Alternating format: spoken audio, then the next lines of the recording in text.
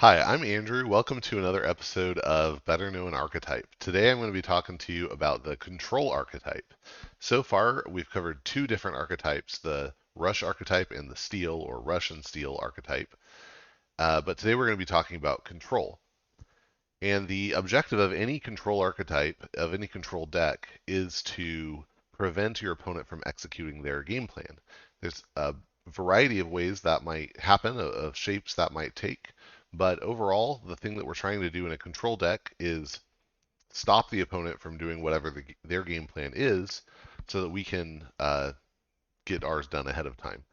So if you imagine two players who are each playing straight rush decks with no control elements, then in some ways they're each playing a game of solitaire. They're each trying to execute their game plan as quickly as they can to achieve the goal of three keys and win the game. Yeah, if one of them is playing a rush and steal type deck, then they might slow the opponent down a little bit in terms of amber while speeding up their own amber generation. However, in a control archetype, you're going to be just actively trying to just prevent the opponent from being able to do any of the things that they want, um, completely frustrating them if possible, and then opening up space for you to execute your game plan and win. Some control decks might also have a rush element where they just need to slow down the opponent enough to get over the finish line. Some control decks can actually be pretty slow because their objective is to stretch the game out over many more turns than would normally be the case, so that they have, again, a chance to execute their game plan because the opponent is slowed down so much. So let's get into it. To search for some examples of control decks, the parameters that I put into decks of KeyForge are a minimum disruption value of 10. That's it. Higher might be reasonable, but I think 10 is pretty good. And I'll talk a little bit about how not all control counts as disruption in DOK, and that's fine.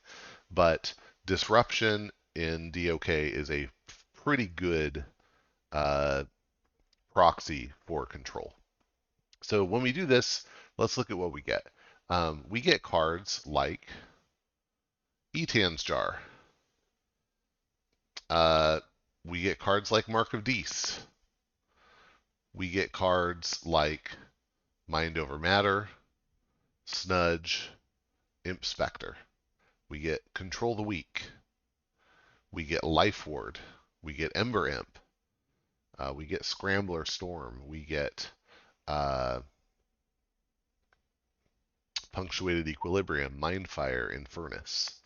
Okay, so each of these cards that we're seeing here with some sort of disruption value is again stopping the opponent from doing things they might want to do. In the case of Life Ward, we're preventing the opponent from playing creatures. And there are some decks that will just fold over to this. Quixelstone is another artifact that does this, but it does it over a longer period of the game. If your opponent has a very creature heavy deck and you present them with, hey, you can't play creatures, that can be really devastating. Control the Weak lets you tell your opponent what house they're going to play. That can be extremely disruptive. If your opponent wants to steal your amber, for example, you went to 12 and they're like, "Hey, I have this too much to protect. This is great," but you suddenly play Control the Weak and tell them, "Nope, this turn you're going to go into Untamed." Then you have prevented them from executing the plan that they want to do. If your opponent is sitting on 5 amber and they have Martian Generosity in their hand, and you control the weak them into Sanctum, you have greatly disrupted their plan and prevented them from doing what they want. So these cards like Control the Weak that tell your opponent what house to play, that's very powerful. Mark of Dees is a less powerful version of that. It does do the damage, but it is a lot. It has a lot of conditions on being able to tell your opponent what house to play. It's not as easy. Um, Etan's Jar lets you tell your opponent they can't play a card of a certain name. That can be really soul crushing. Infernus and other cards that purge let you take out the best cards from your opponent's deck. Now, if you look, the disruption value on Infernus, for example, is much lower than Etan's Jar. And I don't want to necessarily defend every number here, um, but part of the reason for that is a card like Infernus only lets you do that after a card has been played or discarded. But typically, Infernus can only do its work after a card has already been played, which is going to matter when the deck cycles, but it means they did already get to use it once. So, and that could be pretty important. Punctuated Equilibrium, great control card because it completely disrupts combos where your opponent might be trying to hold a card. Dysania is a really good control card or disruption card because again, it removes that. Your opponent has been building up this game plan. They want to have these cards in archives that they're going to play, and you say nope, you lose all your cards from archives. So any of these cards that limit what your opponent can do or take away options from them are really, really excellent control cards. Just a couple other kind of hard control options. There are cards like Succubus that reduce the number of cards that your opponent draws.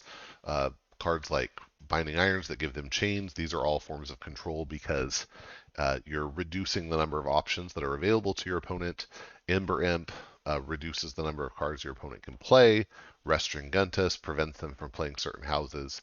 So again, these are just all ways that you are limiting the scope of options to your opponent in ways that give you an advantage. So, all right. So just to recap really quick, the whole goal of a control deck is to prevent the opponent from doing their game plan. And that's why I think this control playstyle, I think it's my favorite way to play. And how people feel about this can vary quite a bit. There are a lot of people who I think get really frustrated by control decks. And that's kind of the point of a control deck, is to, again, frustrate your opponent, limit their options. On the other hand, these are the most interactive styles of decks. In order for me to play a control deck well, I need to actually understand what your goals are. To play a rush deck well, many times I might be able to just ignore what you're doing. If I have, 2 Nepenthe Seeds and a Martian Generosity and 2 Key Abductions or something like that, I can probably ignore what you're doing. I'm trying to build up to my state, and then I'm going to, launch my combo, and I'm going to win, and it doesn't matter what you were doing. But to win in a control play style, I have to understand what your goals are, and then I have to prevent you from achieving them, while I'm also trying to achieve my own goals. But the whole thing I'm doing is paying attention to what you're doing and interacting. And so this really is a super interactive play style, and these often are longer games because people are fighting over who gets to do what. But again, in my view, this actually leads to much more interactive games, a lot less of the sort of solitaire feel. And so even though it can be frustrating to lose because you didn't get to play the house you wanted, or because you stopped being able to play cards at all, I think ultimately, if you're if you were to take away the control play style, you would ultimately just have a game of solitaire, or 2 people playing solitaire and trying to see who could play it faster. So that's why I love control, and I think it's really important. It's also, from a meta standpoint, it is just an important counterbalance against rush and things like that, to challenge them and reduce their value. If you can play a deck that prevents your opponent from doing what they want, then the decks that just have insane combos become less valuable, or less powerful overall, because they now not only need to be able to do their plan, they also need to have tools to get out of control situations. So a couple other types of control that I want to talk about, or control-y cards. one thing I wanted to mention is if you look here, yeah, like let's look at this deck, Dastardly Puzzle Ananta. Super high disruption value of 21, right? It has two Control the Weaks, two Life Wards, Scrambler Storm, a Dicenia, and then down at the bottom we have Hysteria, which has a disruption value of 0.81. That's kind of weird, but oh, I think it's probably affected by how many creatures you have. But that's kind of interesting, and I want to talk about why cards like Hysteria and also Lights Out and Nature's Call, things like that, are a form of disruption and control. And you might just think they're creature control, which and creature control and amber control are an important part of an overall control strategy. You need to be able to do some of each of those things, but um, cards like Lights Out and Hysteria are more than just board control, and in a lot of situations, they can actually be worse for your opponent than just destroying the creatures. And that's especially true with creatures that don't have good play effects. So, uh, the reason for this, the reason I think they're valuable as control cards, is that when you play a card like Hysteria, you are taking all these creatures that your opponent had gotten out of their hand onto their board, and you're putting them into their hand. And ideally, they're pretty spread out among their houses. So now they suddenly have, 10 cards in their hand instead of 6, which, okay, normally you'd be happy about that. But the cards are all spread out across houses, and so they're going to take a turn. They're going to play all their cards from a particular house, and they're still going to have 6 or 7 cards in their hand and not be able to draw. And when they have tools, now again, they have options. They get to choose what house they're going to play. But if they have tools that they were trying to get to, you've made it difficult for that to happen. You really ruined that. Um, and a part of good control play is being able to identify what is the worst option for your opponent to put back in their hand if you have a choice, or when is the right moment to do that. So yeah, so now you could make a mistake and Hysteria a bunch of Logos creatures while your opponent has a library access in hand. That would kind of stink. But generally speaking, being able to clog your opponent's hand in this way can be really effective. And actually, in Dark Tidings and Unfathomable, you have cards like Maelstrom and Bubbles that do this exact thing to your opponent. Rather than putting them into their hands, sometimes you're putting cards on top of their deck, and it's all frustrating. It's all really really annoying. So um, so I think anyway, don't discount that as a control strategy as a way to slow your opponent down. Additionally, there are effects that say you can't. So I mentioned Scrambler Storm. Stealth Mode is obviously the same card as Scrambler Storm, just different house and rarity. But you have cards that say your opponent can't reap, or your opponent can't resolve pips, your opponent can't steal, and these are all really powerful forms of control. Anytime you're turning off an entire mechanism of the game for your opponent, it's a really nice effect. There are also cards that don't say you can't, but impose some sort of cost. So Illusions of Grandeur is a good example of this. It works the exact same as Control the Weak, but your opponent can choose to ignore the card. It's just that they're going to have to pay you in order. They're going to have to give you amber in order to do that. Or a card like Hostage is another good example. Your opponent can use that creature. They just have to pay a cost before they do. Um, Cards like Scylla and Charybdis also work this way, right? Okay, you can reap, but then your creature's going to take 4 damage. You can fight, but you're going to have to lose an amber first.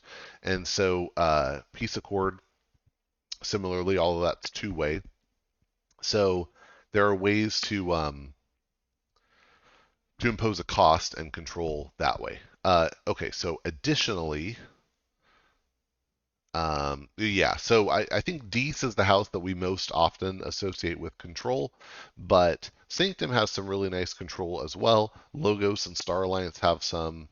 Um, Unfathomable has quite a lot actually. So it's not it's not totally lacking in other houses, although Dees is certainly the strongest in terms of being controlling. Okay, I mentioned Quixelstone earlier. Quixelstone is an amazing control card. It's just because it's two-sided, you have to have a deck that can use it well. But a Quixelstone really turns off a whole lot of decks. Okay, so let's talk about some specific examples here.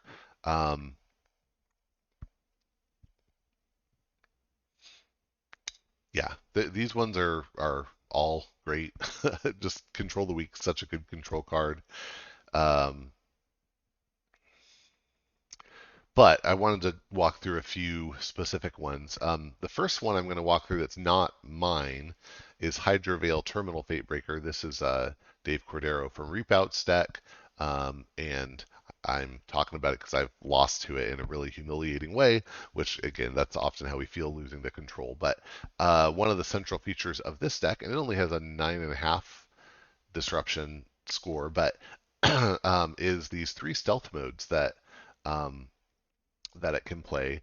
And in addition to having 3 stealth modes, it also has a very high speed, high efficiency, so it cycles through the deck quickly. Cards like Punctuated Equilibrium are a big part of how that works. Kirby is also a big part of that. And um, so I was in a game once playing against this deck where I think the game lasted 6 turns, and stealth mode was played on 5 out of 6 of those turns, or at least 4. Um, and it's kind of weird to think about even cycling that quickly, right? It cycled so quickly that it was able to play stealth mode almost every turn, and so my entire deck, all uh, however many actions, right? In this deck there are 12 actions. I think that's fairly typical. So that's like a third of my deck. That in a uh, let's see, global average number of actions is 13. So yeah, that's over a third of your deck that you aren't going to get to use because this is being played over and over again. So I just thought that was a really interesting control style. Again, no decent here, but still pretty control-y. Now I'll talk about a few of my control decks that I love. HA Razorhand of the Speedy Mountain is one of them. This has a little bit of key cost control here, but also has control in all 3 houses. It has 2 Control the Weaks, which again are very devastating when leveled at the right moment. A Succubus and Toxin that can deny the opponent options. But then in Logos it has Scrambler Storm, which turns off certain actions for a turn. So maybe I burst to 9, but I play Scrambler Storm, and so hey, you can't play your Interdimensional Graft or Too Much to Protect or whatever you wanted. Obviously, Control the Weak can be a good way to stop those as well. And then in Shadows we have really good Amber Control tools, but we also have 2 copies of Lights Out and a Miasma. So we can delay a key, setting up, pressure for a Too Much to Protect, but we also can clog up the opponent's deck with these lights outs. And a very, very common comment that I get after games with Razorhand is I'll have my opponent say, "Oh, wow, my deck really didn't draw well," and the truth is, when you're playing it's a control style deck, you will often feel like your deck was shuffled wrong or like it didn't draw well, but it's actually because your opponent was controlling you and pushing cards into your hand, preventing you from drawing through your deck, preventing you from playing the cards you wanted. And I actually had a game I lost playing Razorhand against a deck that just controlled me really well, and so I ended up having a terrible draw, and I thought, oh, I had the worst draw I've ever seen. And afterwards, I thought about it and realized, oh, no, you kind of gave me a bad draw. So um, good to be aware of that stuff. So yeah, that's one control deck. Here's another. This kind of really hard control because there's almost no steel in this deck. The only scaling Amber control comes from these Doorsteps to Heaven, and it has a crazy Brobnar, but the Brobnar in this deck offers this is Honorable O Whisper Giver. The Brobnar in this deck offers really consistent board control. Meanwhile, 2 Control the Weaks and the possibility of recycling them with Screaming Cave can. There was one event where I played Control the Weak 3 turns in a row against an opponent, and he had no cards in the house, and that locked out a game. So that can be really really oppressive. Not the Hand of Dees I don't love, but if you can get cards like Snudge out too, then it means that your opponent isn't going to be able um, to keep certain tools out on the board. Um, it's a great way to deal with Heart of the Forest, right? Here, have it back. Oh, you want to play it again? You're going to have to generate an amber, and eventually you're going to have to forge a key. And then meanwhile, in the Sanctum, we're able to keep their board stunned, uh, cut their amber down to 5 much of the time, and have some other capture as well. Um, so yeah, you end up in a situation where opponents just feel like they can't do the things, which is great. Now this deck struggles a bit nowadays, mostly because it doesn't have great artifact control, and it itself doesn't have a high enough E to keep up a lot of the time. But this next deck is actually stronger and has even lower E, um, but the way it plays is quite interesting. And you'll notice this deck, Crawley Redland Centurion, does not have any Dees, but it does have a lot of board control in playing creatures and then playing cards like Phalanx Strike, has Neutron Shark, and one of the really fun things this deck can do is build up a Voltron that can be oppressive to the opponent. So, for example, if you're playing against a deck that wants to steal, then having an Odoak with 2 Light of the Archons and an Encounter Suit and a Quadricorder is a way to just reliably tell your opponent, no, you may not steal. Your keys are going to be more expensive, and you're not going to kill this thing ever. And that's a very very effective tool. If you're facing a more board heavy deck, you might want to do a similar thing, but with Tribune Pompatus, so that you end up with a lot of large creatures from your city-state interests that are, very difficult to kill, and you're able to just control the board away from your opponent. So,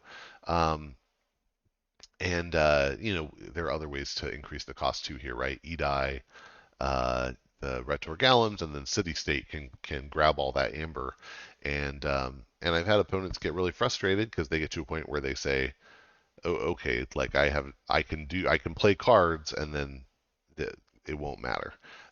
This deck struggles a little bit against decks with a lot of board wipes, because if it can't get creatures on the board, then it struggles. But if it gets creatures to stick on the board, then it's just absolutely oppressive.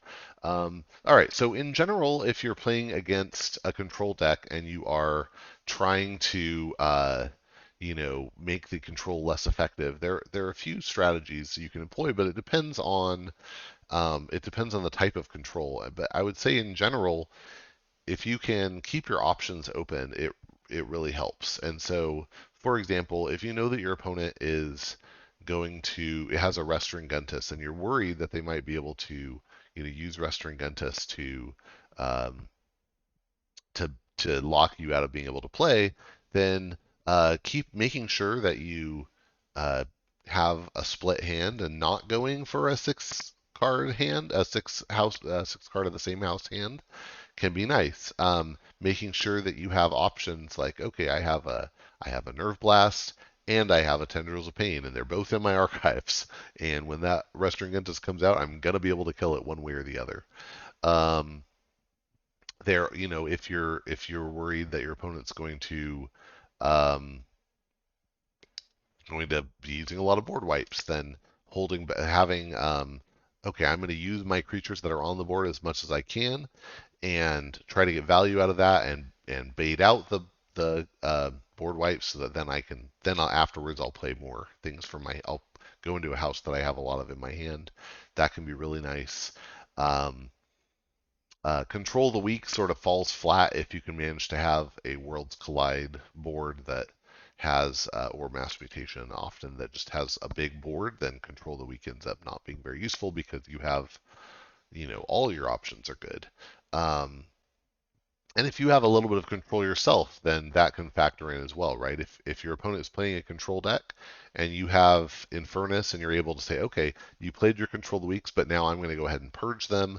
That can be really helpful. Eye on the Fringes is really great in that regard because you get really good value out of purging these cards. So um, uh, yeah, one other thing I'll just say about control decks. I think there's a lot of attention given to the idea of a lockout deck, or the ability to just um, control someone to the point that they have no options. And that's always interesting, right? Like, I mean, if you can get somebody into a situation where they can't play cards, then yeah, you're going to win. Um, but that doesn't have to be the result for control to be effective. Oftentimes, control is effective because it forces your opponent into a suboptimal line of play. You played the Restringentus, they had to go a house they didn't want to, and they had to, kill two of their creatures to get your Restringentus dead. And that was their whole turn, and they skipped a turn, right? That can be really effective. So um, just don't get mixed up and think that because you can't like hard lock somebody, it's not effective. So anyway, that's the control play style. I really recommend at least trying out some control decks, and obviously trying them will help you get better at playing against them as well. But anyway, I hope this was helpful, and I sure enjoyed making it, and I hope you get out and forge some keys.